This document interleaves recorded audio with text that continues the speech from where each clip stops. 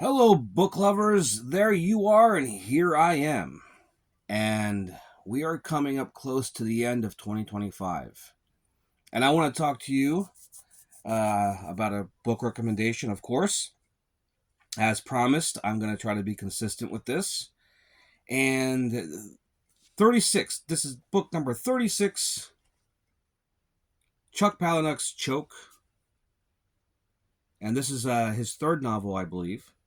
Many fans will know that his debut novel, Fight Club, kind of earned him some success and a really vast underground following. And it was adapted into a film by David Fincher, starring Brad Pitt, Edward Norton, and Helena Bonham Carter. This is the third book I've read of his. I've read Fight Club and I've read Snuff.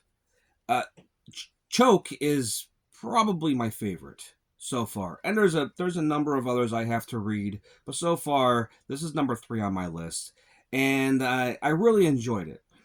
So I wanted to talk to you a little bit about it. The story is simple enough. I don't want to say simple. That's not very fair. It's layered, but the plot is you can follow it through. The best way to digest Chuck's work is probably at minimum reading this twice. And most of the novels three novels I've read of his, I had to read twice.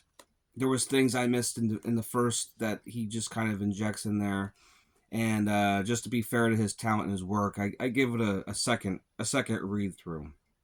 Anyway, Victor Mancini is our main character, and this is told in the usual style that Chuck writes in. It's like I guess it would be a first person present perspective where we follow the character. It's like a day in the life of a week in the life, a month, whatever. We just follow this character to through his many exploits. And Victor has a lot of flaws. Victor is not a very lucky guy. He's a medical school dropout.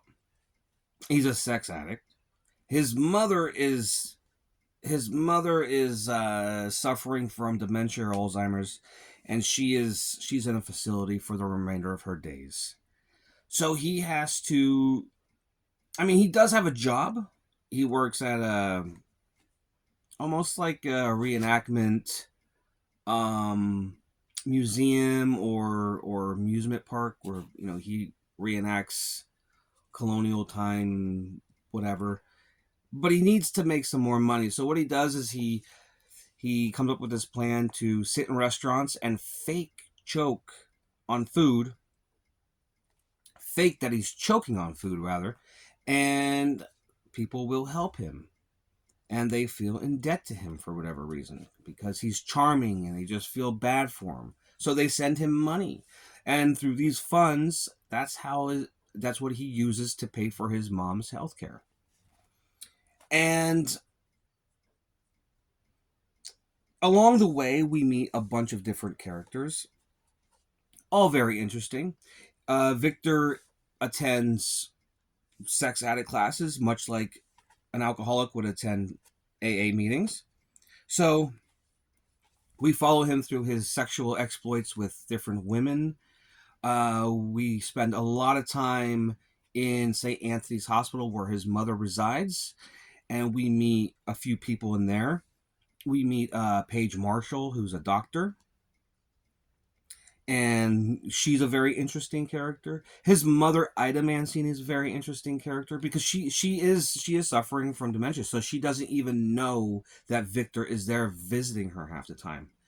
And throughout the book, we get flashbacks of Victor's childhood, and he had a rough childhood. His mother, it seems, has been suffering this way for many years, and she will kidnap Victor from foster homes, kidnap him, get caught, spend some time in jail. And she does this repeatedly throughout the book through these flashbacks that we learn about Victor and his mother. So she's very abusive. This book this book covers themes of, abandonment, sexual addiction, nihilism, uh, religion. Victor, at some point, is made to believe by his mother that he is Jesus Christ, or at least the Son. Well, the Son of God. Yeah, Jesus Christ. Um, Victor himself has tons of problems. I'm not a psychologist, but there's a bit of narcissism there. There's probably some manic depressive stuff going on. Uh, and it's just interesting where he goes. Like, it's like I said, it's like a day in the life of just a regular guy that we're following around, and the people that he encounters in his everyday life. These women that he uh copulates with, and they also attend these meetings. And then he has a friend named Denny who collects rocks and just starts building this structure. But I would say give it 2 reads. Like I said, get to the end. There are some twists, there are some plot twists, there are some character twists, and it's all very, very, very interesting. I was not disappointed with Choke. I enjoyed it much more than Snuff, I will say. But this is, like I said, number 36. This is book 36. I'm going to try to finish another book or two, but we're like 2 days away from the New Year, and I don't think I will. So, yeah, this is another year in the books, and another year that I've spent mostly enjoying books. I've read a lot of good books this year. Very few were duds. Now I've reread some books, and I've picked some books up that I have never read, I wasn't familiar with, like Choke. But so far, I had a really good year reading books. I got really lucky. Didn't have too many books that I put down or gave up on. Anyway, that's my book recommendation. Choke by Chuck Palahniuk. Please check it out if you're a fan. If you're a fan of his work, you've probably read it. If you're just diving into his work, I suggest, you're probably going to start off with Fight Club. Choke would be really good to just kind of go right from Fight Club right to Choke. Choke is a really good book. You won't be disappointed with Choke. All right, everybody, have a great, healthy, and prosperous New Year. I will see you again with another video at some point.